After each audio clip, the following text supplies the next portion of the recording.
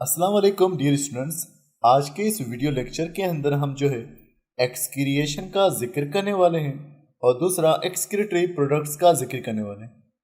अगर हम एक्सक्रिएशन की डेफिनेशन की बात करें तो द रिमूवल और elimination of waste products of metabolism from the body is called excretion.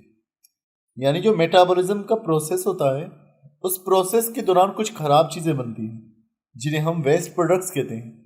और वेस्ट प्रोडक्ट्स का जो रिमूवल होगा वो प्रोसेस कहलवाता है excretion.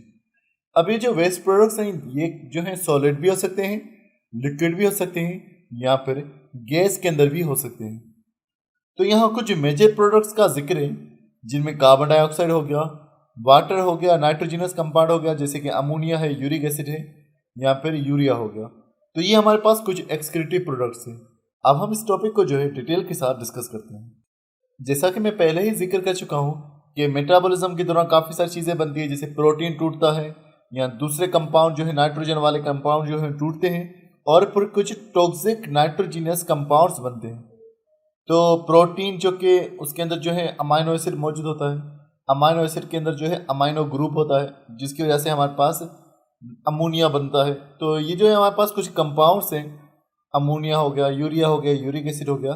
If this compound retain in the body, अगर ये कंपाउंड हमारी बॉडी में मौजूद रहे एंड अक्यूमुलेट और जमा हो गए, they can damage the cells और ऑर्गन्स, ये फिर सेल्स को या ऑर्गन्स को डैमेज कर सकते हैं। इसीलिए इनका जो है रिमूवल हमारी बॉडी से ज़रूरी है।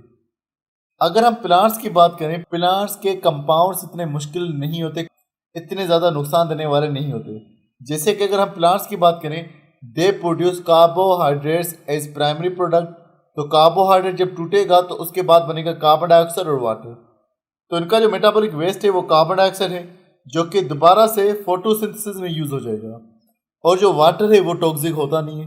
तो प्लांट्स को इतना ज़्यादा मसला नहीं होता मेटाबॉलिज्म के अंदर, लेकिन एनिमल्स को मेटाबॉलिज्म में बहुत ज़्यादा मसला होता है। अब यहाँ आप इस तस्वीर में देखें, यहाँ कुछ एनिमल्स का जिक्र है जैसे कि प्लेनेरिया हो गया, अर्थवर्म हो गया, कॉकरोच हो गया या जो है वर्टिब्रेट हो गया।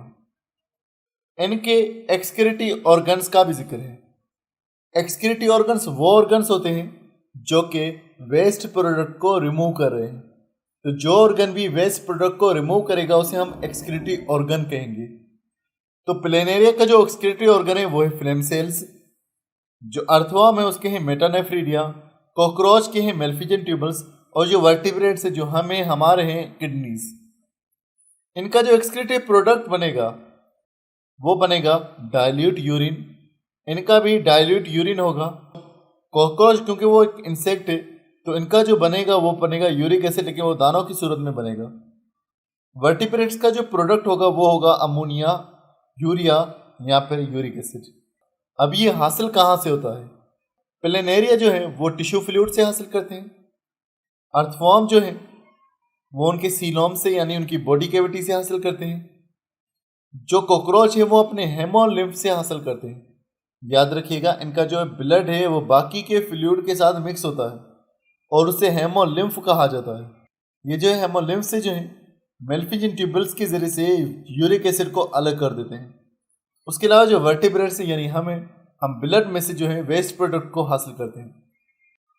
इस तस्वीर के अंदर जो आपको पार्ट नजर आ रहा है ये दरअसल जो है अर्थवर्म का हिस्सा है, और अर्थवर्म की बॉडी सेगमेंटेड होती है यानी टुकड़ों में डिवाइडेड होती है। तो हर टुकड़े के अंदर जो है अलग अलग ये मेटानेफ्रीडिया मौजूद होते हैं। अब अगर हम बात करें मेटानेफ्रीडिया के बारे में तो इसकी दो ओपनिंग्स हैं। एक इंटरनल ओपनिंग जिसको नेफ्रोस्टोम कहा जाता है, और दूसरी है एक्सटर्नल ओपनिंग जिसको नेफ्रीडियोपोर कहा जाता है। अब जो वेस्ट मटेरियल की बॉडी में जमा होगा वो उनकी इंटरनल ओपनिंग यानी नेफ्रोस्टोम से जमा होगा, और जब रिमूव करेंगे तो वो अपनी एक्सटर्नल ओपनिंग यानी कि नेफ्रीडियोपोर के जरिए से रिमूव करेंगे। उसके अलावा अगर हम यहाँ बात करें कॉकरोच के बारे में तो यहाँ जो है कॉकरोच के बजाय जो है इन्होंने ग्रास हॉपर को दिखाया हुआ है। तो ग्रास हॉपर भी इंसेक्ट है तो इसके अंदर भी वैसे ही स्ट्रक्चर्स पाए जाते हैं जैसे कि कॉकरोच के अंदर पाए जाते हैं। तो जो उनका हेमोलिम्फ होता है, हेमोलिम्फ में से तमाम जो वेस्ट मैटर है ये इनके मेल्फिजियन ट्यूबल्स में जमा हो जाएगा।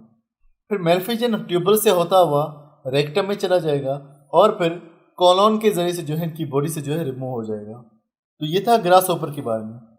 उसके अलावा अगर हम बात करें प्लेनेरिया के बारे में, तो प्लेनेरिया के अंदर जो है बहुत बड़ी ट्यूबल्स होती हैं जिन्हें प्रोटोनेफ्रिडिया कहा जाता है। अब इन प्रोटोनेफ्रिडिया के अंदर कुछ सेल्स होते हैं जिन्हें फ्लेम सेल्स कहा जाता है। ये जो फ्लेम सेल्स हैं, ये फ्लेम सेल जो है वेस्ट मैटर को इकट्ठा करेंगे, जमा करेंगे और फिर अपनी बॉडी के बाहर जो है ये रिमूव कर देते हैं। तो स्टूडेंट्स, आज की वीडियो में बस इतना था। मजीद वीडियोस के लिए चैनल को सब्सक्राइब करना मत भूलिएगा।